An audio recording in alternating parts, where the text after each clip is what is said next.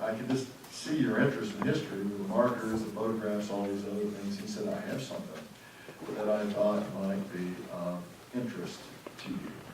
So he told me, and I said, it would really be of interest to me. And so we asked Professor Levy and John Lovett to go over to David's home to examine what is under this this covering. And David, why don't you come up and tell us what you had, what you thought you had, and then I'll ask John and Professor Levy to come up. And David was kind enough to have taken care of this object for a long, long time, and he was kind enough to offer it back to the university. So, David, I'll let you come up and tell the story. Well, I'm glad to be here. And different from the other people in this panel who are very distinguished professionals, I am a person who maybe was at the right place at the right time. I like to think that. I guess I'm going to try to tell a short story if you don't mind. In 1966, right after I graduated from high school here at Norfolk, I had an opportunity to go to work for the university. You could call it the university, and we called it the North Base. It's a bunch of North Campus. At that time, I'm not sure there was anything in the way of teaching out there. There may have been, but it's just where I worked. I think it was out there because there was room. I think we had 3 or 4 trucks and maybe 15 people that worked there in the summer, and half a dozen that were there all year long, no grown-ups, you know. And like any place, they don't want to pay you when you're not doing anything.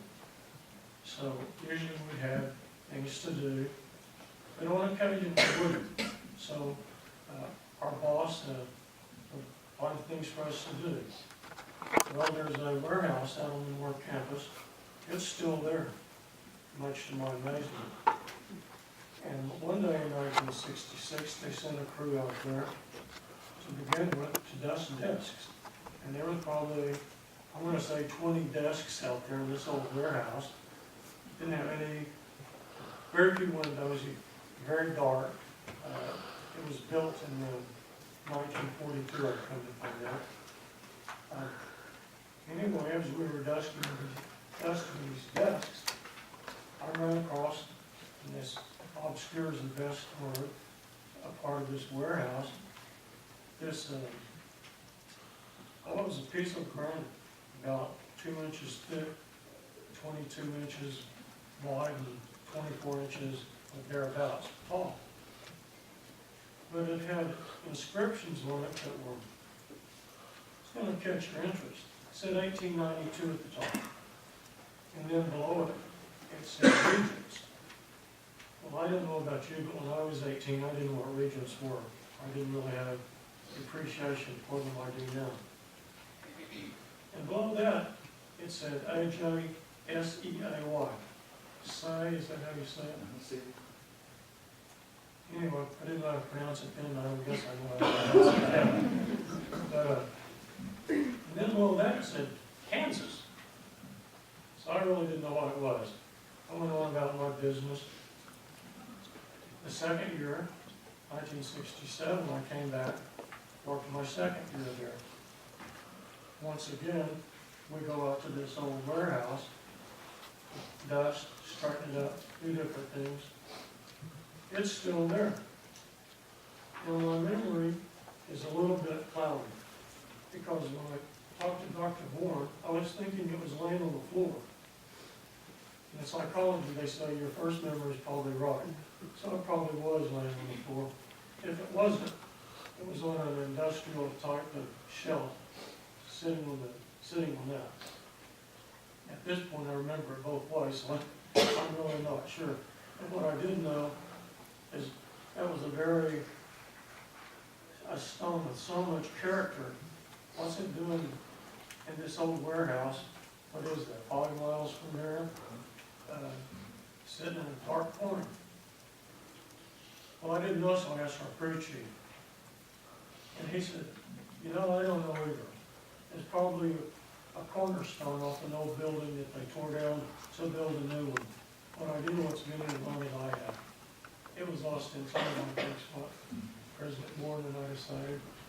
And, I picked it up, I took it home, I've had it since 1967, except for the time I was in the Air Force.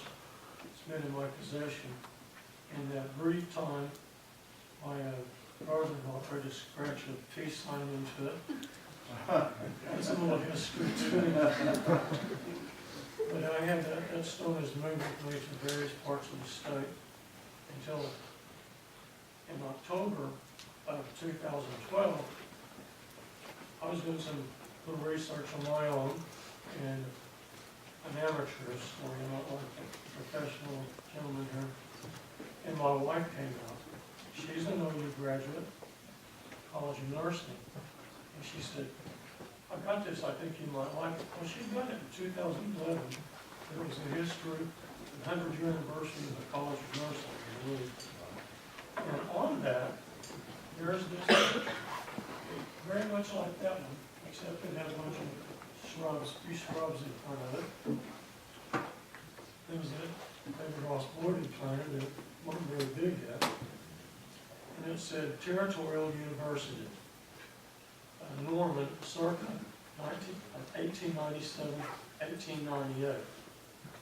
Well, I'm not Einstein, it didn't take too much for me to figure out, whoa, because as you see a wider picture of that, there's nothing else around.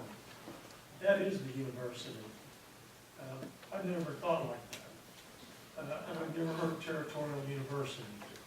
But I was 90% sure that what I always call the cornerstone belonged on that building. I was also determined, I immediately thought, this has got to do with the university. And my second thought was, it's going into the hands of President Boren. And I didn't want it to end up someplace else like it had been for my house, a cornerstone for 40, I'm sorry, an end table for 45 years. So I knew it was going to be definitely President Boren.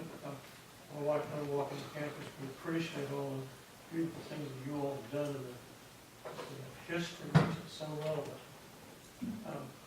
Then my question was, how does a regular citizen tell President Boren about this story and get a face-to-face conference with probably one of the busiest people on the planet? I hadn't figured that part out. But I do vote, and I encourage all you to vote. So when I went to vote, 3 people in front of me doing just like I was and nothing else. President Boren, he was there to vote. No politics, he's voting. Well, I thought, I've got to talk to him. And then I thought, I can't talk to him about this in front of all these other people. So I committed, I'm going to find a way to talk to him. So he went on up to the voting table and got his stuff. I'm behind him a little bit. And then I turned around to go sit down, and we nearly ran into each other. And he extended his hand to shake my hand, and I don't remember all of it, but I said, President Boren, do you have a minute? I think I have some information you'd like to know. And he didn't give me a minute, he gave me about 15 minutes, and it was very fun. And it couldn't have been any nicer, because I'll tell you, some people would have thought, what are you doing with this historic stone? He viewed it as preserving history. I view it as, what's this old stone just doing out here in the north face? And I'll tell you what, everyone, we're very glad it's where it belongs, back to your university family. So, thank you for letting me. Thank you.